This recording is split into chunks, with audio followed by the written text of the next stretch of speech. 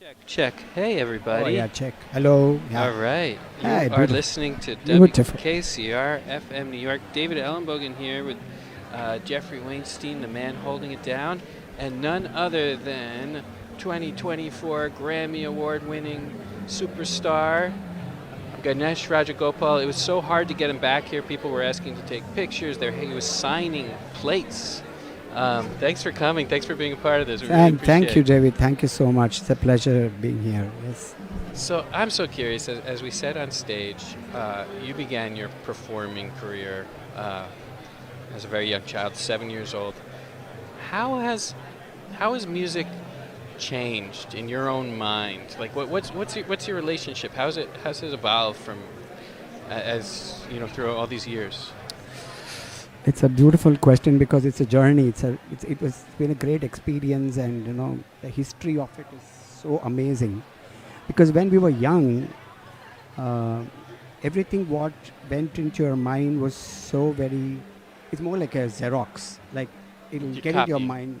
Yeah, just get copied into your mind, to your memory. It's just there. But after a point, it dawns on you that what you've learned is for you to develop from there, whatever you've learned. So, for example, we learned so many beautiful composition of the masters, of the saints, to get the raga right. Hmm. So, over the years, I found that we learn those compositions. This is an example, okay, of what happens to in a journey of Hmm. understanding music. So, it is very important for me as a musician to explore the raga in my own way from the composition that I've learned. So I always have felt that there is some other motive for the raga to take shape in every musician that performs. Mm.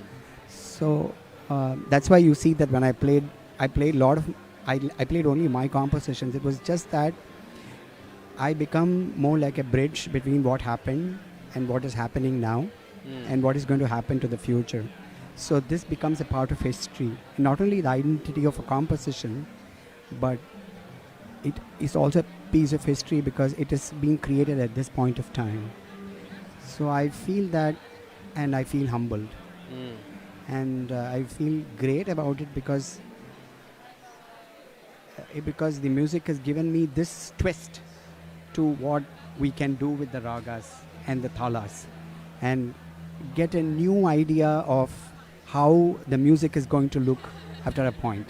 Mm. So that is what I would say has changed me as a person, as a musician, and as the raga. What I've learned and what I'm playing now, it's so different. Interesting.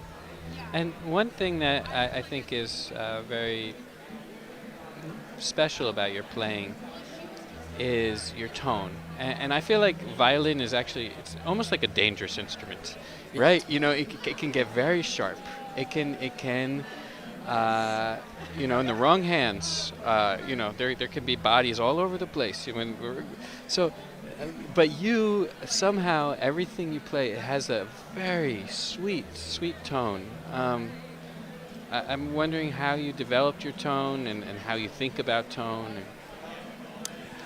It's taken quite a bit of experimenting because the acoustic setup in the beginning was because when we play with mridangam, it's a very loud instrument actually Yeah. compared to the violin. So with an acoustic mic, sometimes you're not heard on stage as much as we want, and like so many of the great mridangam players, if they are very explosive, then in the mood of the mood of playing, Mm. you just get carried away, Yeah. and you don't get to do what you actually want to do.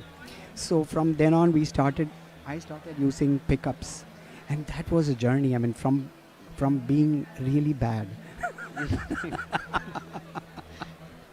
to what I am now is an experiment by itself. But even acoustic tone, leaving all the choices you're making. I mean, you've evolved that in a way that there's just so much warmth, and it's very like there's a soft and a sweetness.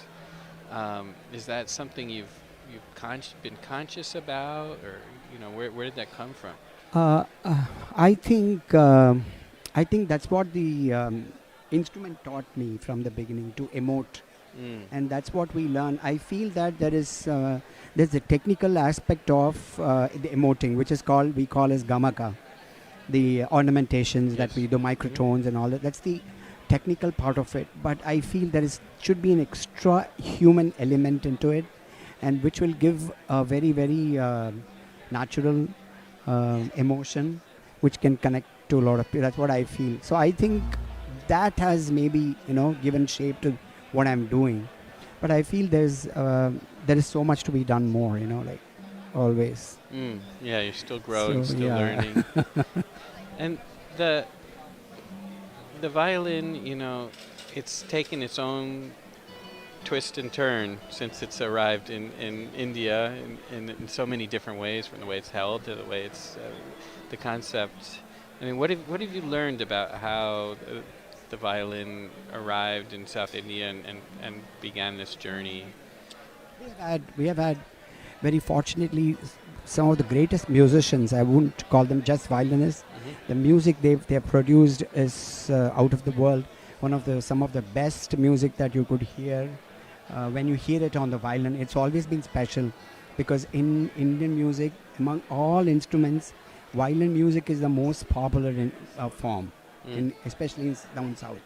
So I feel that there is a special quality to violin, and especially because in South India, the vocal music is given a lot of prominence. So I think maybe because of that, because violin, as they say, is a voice by itself. So I think, and also because everybody has worked on the tone and texture of all these instruments, I think it has gone. It's a complete spectrum by itself. Yeah. From what it was and what is now, and now because of the pickups and amplification and all that, it's taken quite a lot of shape. And I imagine I know the group, the ensemble Shakti, changed my life the first time I heard them. I was blown away and wanted to discover more. And now you're a huge central part of that latest incarnation. What is it like to be on stage with Zakir Hussain and John McLaughlin, and have they ever spoken to you specifically about their philosophies of music or ideas, or is it just everything through the music?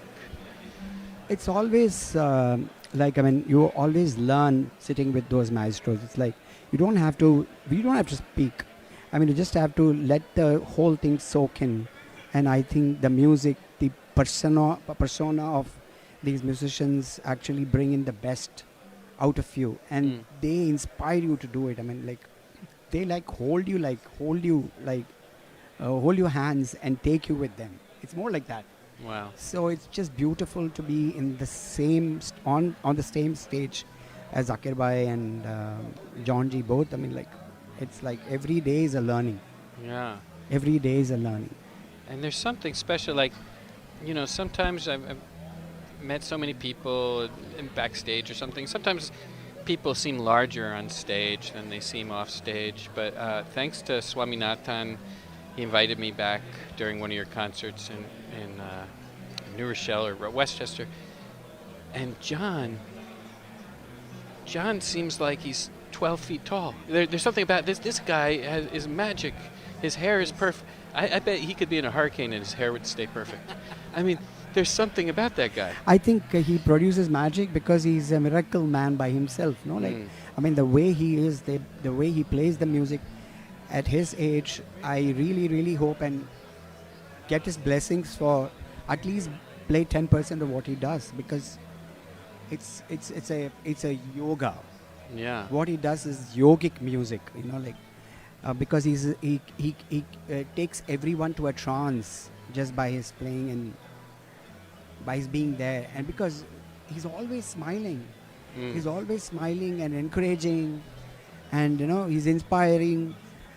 He motivates you so well just by being there and playing. It's not that he has to tell things to us. Just by being and playing, you can You can feel it. You can Wow. feel that energy. Well, you got a little of that yourself. So thank you so much. I hope you'll come Thank back you, David. sometime. Yeah, sure. Anytime. It's lovely audience and lovely arrangements, and it's just beautiful to be here and in the midst of New York. You can't believe that this exists. You know. It's a strange thing, yeah. And thanks to everybody listening all around the world. So yeah, a smoking set from the maestro Ganesh Rajagopalan and Anantha Krishnan, and we've got something like another 20 hours to go. So thanks again. Thank and you, David. yeah, Thank you. it's a real Thank you. pleasure and honor. Thank you, Pioneer Works, for getting me here. Pleasure. Yeah, more to come. And thanks, Jeffrey Weinstein here on WKCR holding it down.